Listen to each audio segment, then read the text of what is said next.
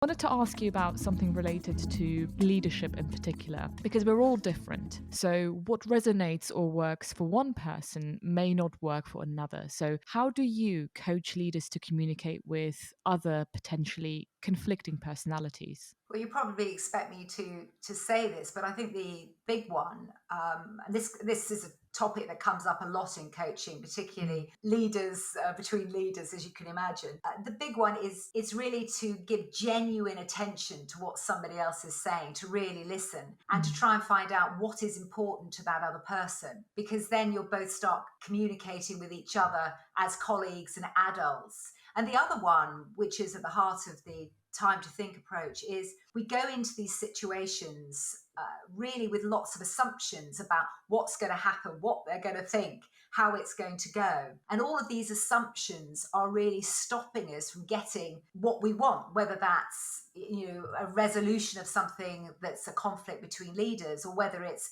you want that pay rise, or whether you want to manage that person in a different way. So, one of the things we're doing in this environment is really uncovering those assumptions, wheedling them out, mm. and really looking at whether they're true and limiting or untrue. What is actually happening.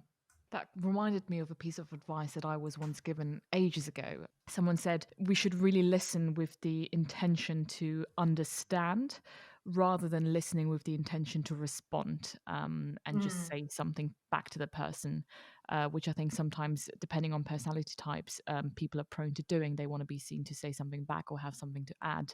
And so Yes. rather than listening, they're thinking about what the response is going to be. But yeah, that is brilliant advice.